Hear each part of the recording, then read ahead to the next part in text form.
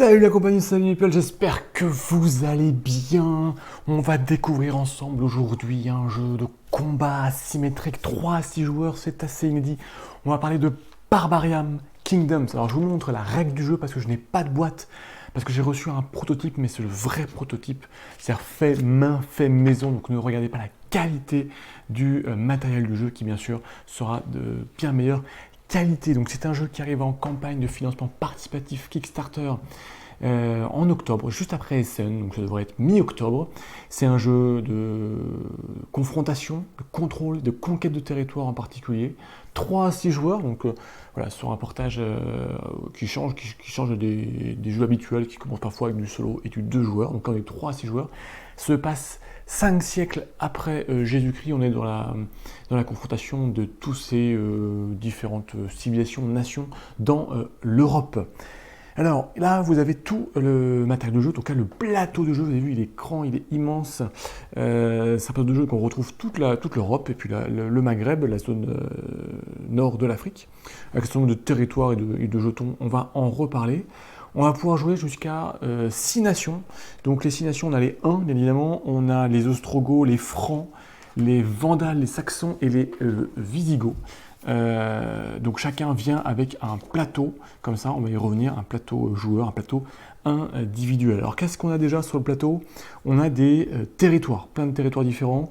On a des territoires qui sont marqués avec une étoile particulière, qui sont les territoires des capitales, voilà, des différentes peuplades qu'on peut incarner. Donc ici on a les Ostrogoths avec leur capitale, ici on a les Francs avec Clovis en capitale en Belgique, et puis les 1 ici à Silésia. Là, je vous ai mis une mise en place pour 3 joueurs, on va y revenir. Mais là, on retrouve ici, pour les joueurs jaunes, on a toujours un capitale et 2 territoires de départ. Puis ici, on a des territoires neutres qui appartiennent à personne. Donc sur ces territoires neutres, vous avez vu, il y a des petits jetons qu'on met à l'envers, ce sont des trésors, des choses qu'on pourra récupérer, de l'argent en fait, tout simplement. Donc l'argent, il y a 3 types de pièces, donc vraiment mis au hasard, des pièces de 1 d'argent, donc de bronze, d'argent qui valent 2, et d'or qui vaut 3. Et puis, il y a une pièce, on ne sait pas où elle est, qui est un diamant qui vaut 5, voilà, donc qui rapporte davantage de monnaie. Chaque joueur récupère un plateau. Alors déjà, comment est-ce qu'on choisit nos civilisations? On peut le faire au hasard, mais c'est conseillé de suivre le choix des nations qui est conseillé par les règles du jeu. Pourquoi? Parce que ça a été conçu pour pas qu'on parte de trop loin chacun et qu'on soit obligé de se mettre un petit peu les uns sur les autres. Donc par exemple, ici j'ai choisi un scénario à 3 joueurs, et donc j'ai pris les Huns, les Ostrogoths et puis les Francs. Donc voilà, vous avez un tableau ici qui vous dit qui vous pouvez prendre. Donc à 3 joueurs, on ne prendra jamais les Vandales qui sont ici au sud, parce que ça ne correspond pas à l'équilibrage qui était fait avec le jeu.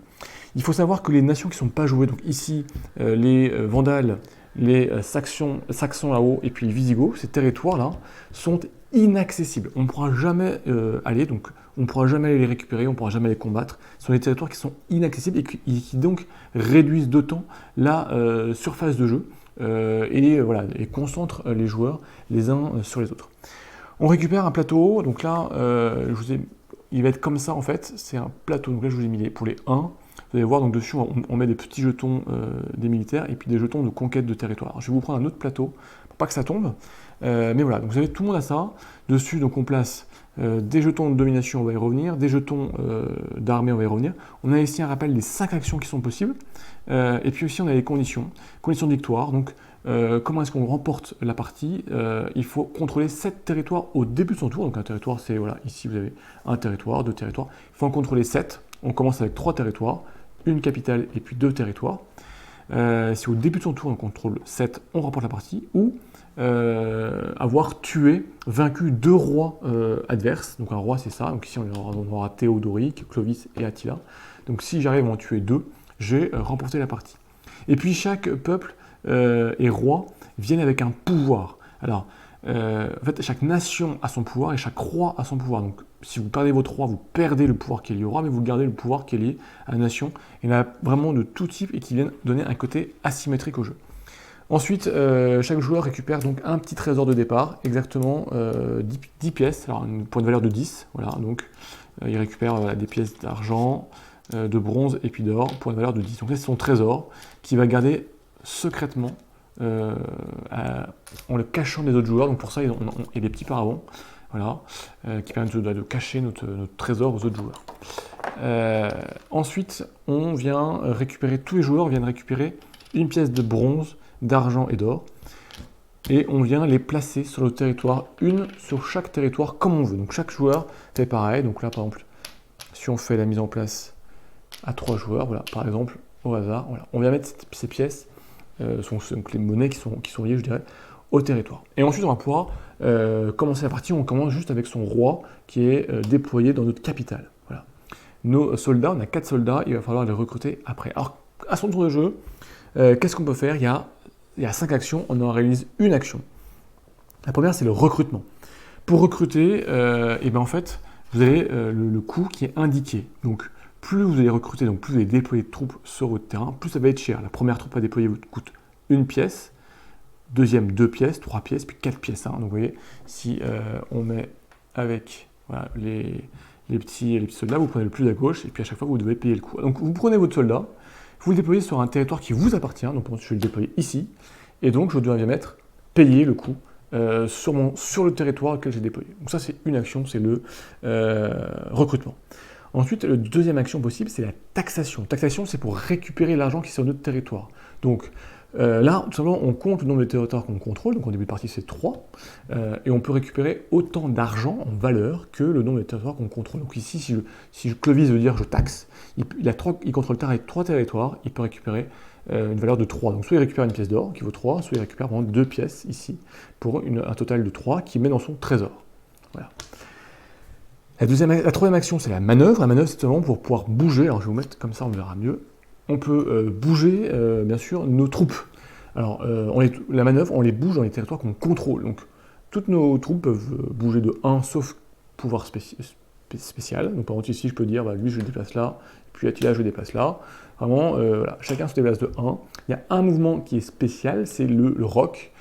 C'est de pouvoir échanger, comme aux échecs, échanger Attila et votre roi avec votre garde.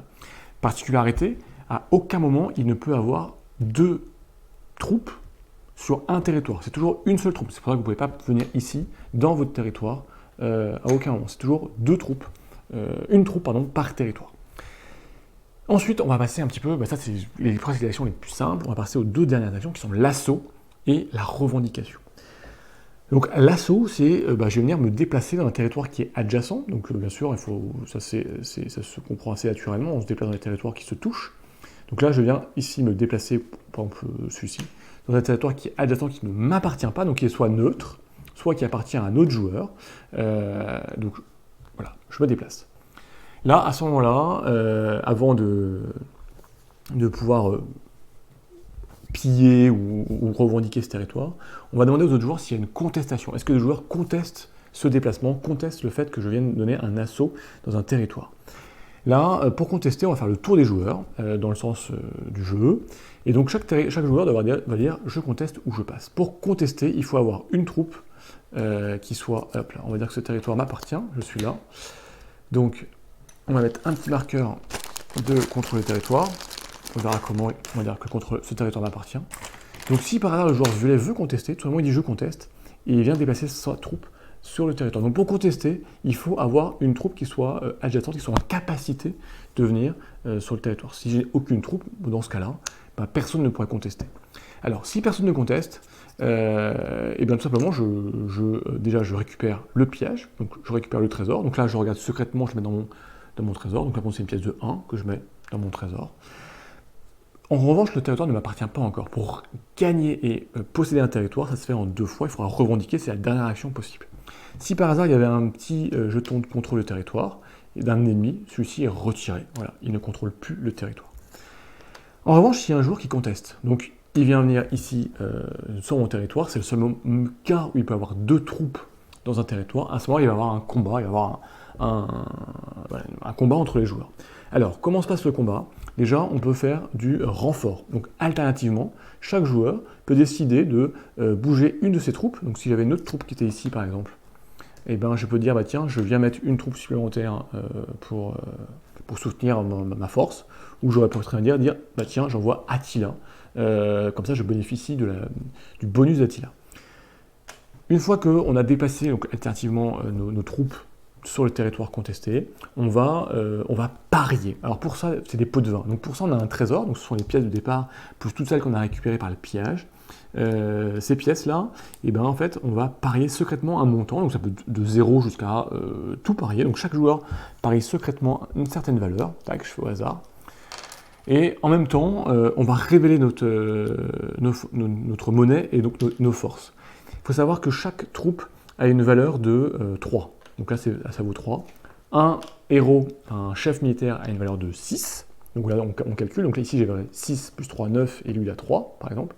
Et puis ensuite, on rajoute tout simplement la valeur qu'on a pariée. Donc ici, j'ai parié 1, 2, 3, 4. Donc je fais plus 4. L'autre joueur aurait pu parier, on va dire, 3. Donc là, le joueur bleu, il a 3 plus 3, 6. Lui, là, le joueur rouge a 6 plus 3, 9, plus 4, ça fait 13. Il est largement, il domine, il remporte le combat. Si par hasard il y avait un jeton de contrôle, parce que c'était sur un territoire contrôlé par un autre adversaire, le jeton de contrôle vous donne un bonus de plus 2 au joueur à qui ça appartient.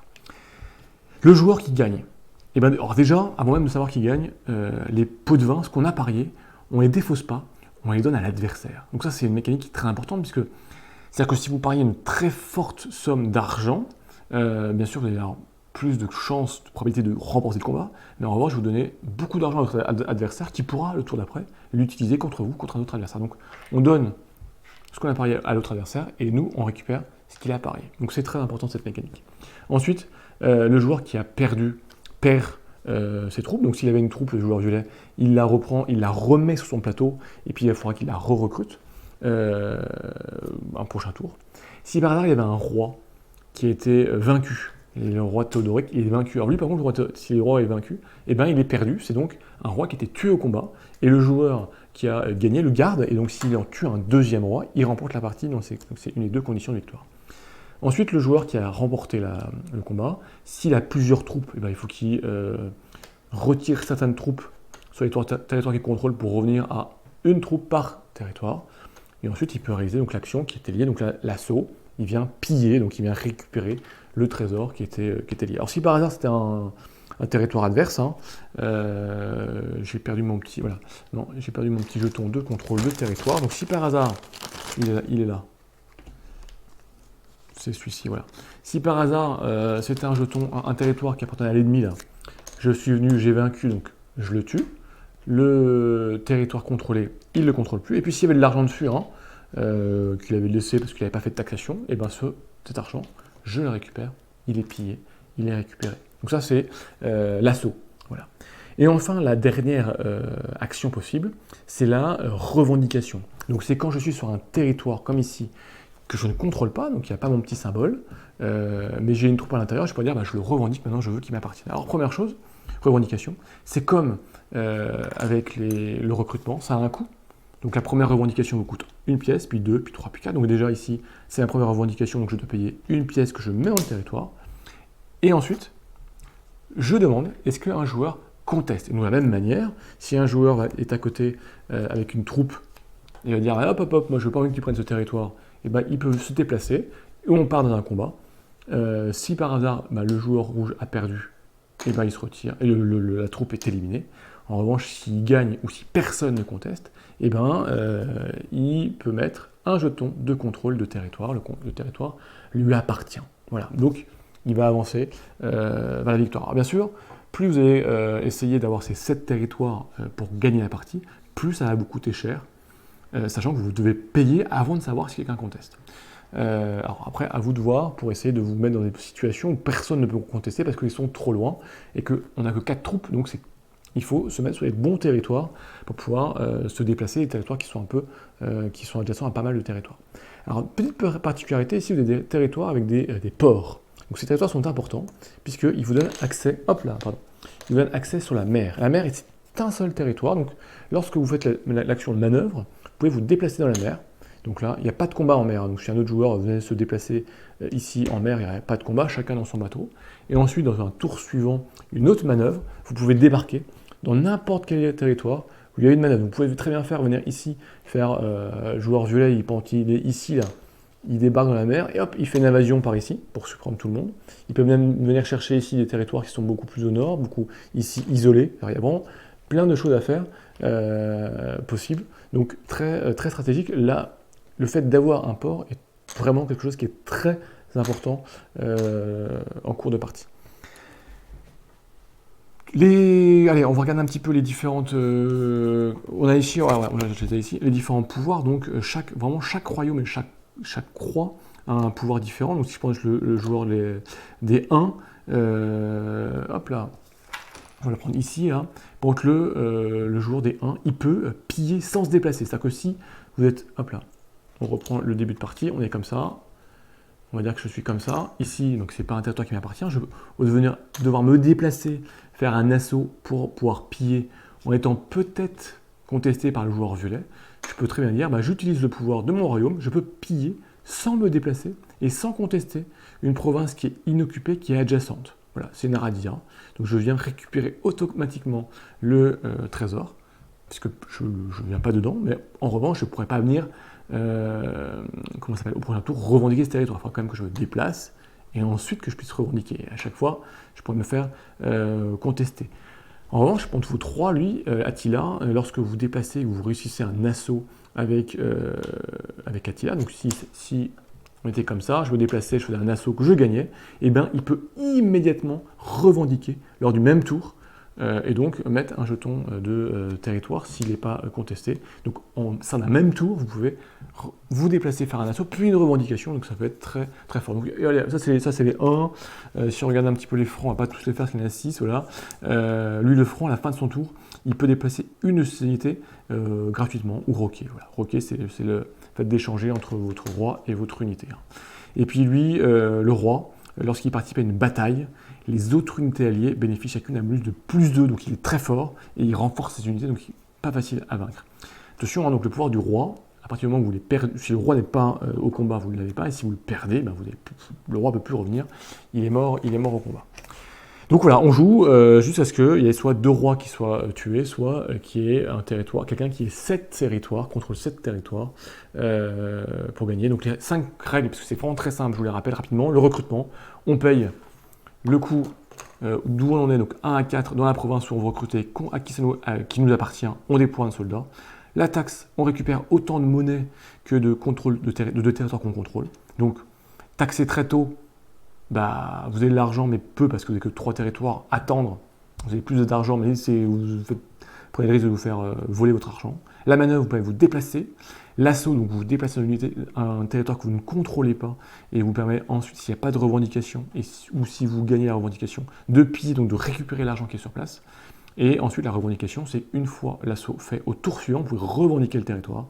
Et donc pareil, s'il n'y a pas de contestation, ou si vous gagnez la contestation, vous pouvez mettre un petit marqueur de territoire, mais attention, ça vous coûte de l'argent, de 1 à 4, pour arriver jusqu'à 7 marqueurs de territoire sur le plateau, qui est signe de victoire. Voilà, et Barbarian Kingdom, c'est aussi simple que ça, presque, en tout cas sur le papier, c'est très simple. Les règles sont expliquées très rapidement, il y a vraiment... il n'y a aucune... C'est très simple, c'est vraiment très accessible.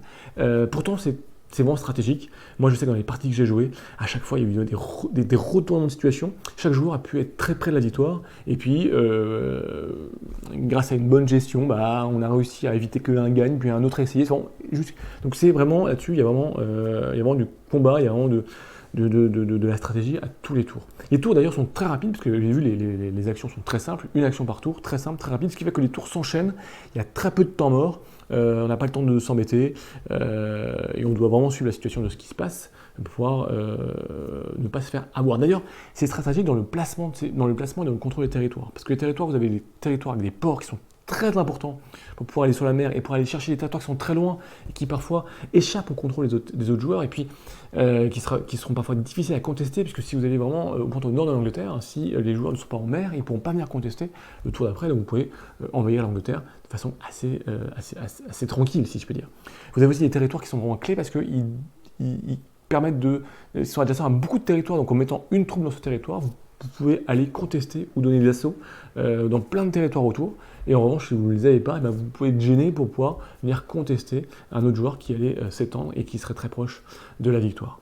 C'est un jeu aussi où donc 3 à 6 joueurs, souvent dans ces jeux-là, on a un grand plateau de jeu, et quand on est moins de 6 joueurs, et ben on se retrouve chacun de son petit côté, et on se développe, on ne peut pas interagir les uns les autres. Là, c'est pas du tout le cas, parce qu'il y a ce système où les territoires des nations qui ne sont pas jouées sont inaccessibles. Aucun moyen d'y aller, d'y passer, de s'y arrêter, de conquérir, impossible. Donc, même à 3 joueurs, on se retrouve vraiment sur un petit territoire, surtout en suivant bien les peuples conseillés, parce que voilà, c'est pour éviter de partir avec des peuples qui soient trop éloignés les uns des autres, et ben on se retrouve forcément les uns sur les autres, et rapidement, lorsqu'on a pris un territoire chacun, et ben on se retrouve bloqué, ou en tout cas vraiment en face à face. Et puis un peu comme aux échecs, parfois on ne sait pas là, qui va se dévoiler le premier, parce que je vais attaquer, je vais donner des pots de vin, et cette paquet de pots de vin est texan, parce que j'ai envie de parier très fort pour pouvoir être sûr de remporter le combat et de pouvoir faire mon action, mais cet argent que je vais parier, il va partir à mon adversaire, et qui va pouvoir, peut-être le tour d'après, me renvoyer la monnaie, si je peux dire, du jeu, et donc reprendre ce qu'il a fait en repariant. Donc c'est compliqué, il faut réussir à suivre un petit peu ce qu'ont fait les autres joueurs sur qu'est-ce qu'ils ont pillé, qu'est-ce qu'ils ont gagné, pour savoir est-ce qu'il a un gros trésor, pas un gros trésor. Peut-être essayer d'aller le titiller pour l'obliger à parier, pour faire baisser son trésor de guerre, pour pouvoir ensuite aller attaquer vraiment là où ça l'intéresse avec moins d'argent, et donc potentiellement pouvoir y aller. Vraiment, il y a vraiment cette monnaie, cette mécanique des pots de vin est assez intéressante et permet d'équilibrer le jeu, parce que si quelqu'un a un gros trésor, forcément s'il l'utilise, c'est les autres joueurs qui vont l'avoir, ou il ne va pas l'utiliser, ça lui servira à rien. Le seul petit reproche que je pourrais faire peut-être au jeu, c'est juste d'un point de vue, voilà, on revient à ces territoires, il faut vraiment faire très attention à la lecture du jeu global, parce que voilà, on peut parfois oublier ce qui m'arrive aux premières parties, des petits territoires, ici vous avez des petits territoires au sud de l'Espagne, au nord de l'Angleterre, qui sont accessibles en permanence, même si les Saxons qui occupent le sud de l'Angleterre ne sont pas joués, donc des territoires qui sont inaccessibles. Il ne faut pas oublier qu'on peut aller les chercher, même à 3 joueurs, à 4 joueurs, et c'est vrai que parfois, on a la carte sous les yeux, on a tendance à oublier, à se focaliser là où sont les autres joueurs, et oublier ces petits territoires neutres qui sont un peu partout, un peu isolés parfois, mais qui sont parfois des clés de victoire. Donc là, voilà, je ne sais pas comment on pourrait améliorer ça, je pense pas que ce soit... Voilà, il faut juste être vigilant en fait. Voilà, petite attention, mais en tout cas, ça n'enlève rien au jeu, que je trouvais. On a une sensation en même temps de jeu d'échecs, parce que les déplacements sont limités, on peut avoir que 4 troupes, plus notre chef. Il faut vraiment bien les placer, donc on ne peut pas avoir, si on arrive à 6, presque à la victoire, on ne peut pas avoir des troupes partout. Il faut un peu les déployer partout, donc on ne peut pas se renforcer. C'est pas évident, on n'a pas une armée qui va rouler sur tout le monde. Le placement est super important. La temporisation à laquelle on va faire, à quel moment on va taxer pour récupérer son argent, pas trop tôt, pas trop tard, parce que si on laisse les autres joueurs avoir beaucoup d'argent, donc qui vont pouvoir utiliser lors des paris ou pour recruter. Mais on aura besoin d'argent pour recruter, pour revendiquer le territoire. D'ailleurs, si lors d'un assaut, pour pouvoir prendre pied d'un territoire, vous faites un all-in sur votre monnaie, mais le tour d'après, vous n'aurez pas assez d'argent pour faire une revendication et payer le coût de mettre votre marqueur. Donc, ça vous oblige aussi à une maîtrise du coût. Donc tout ça vraiment match très très bien. Et malgré tout, les parties sont relativement courtes.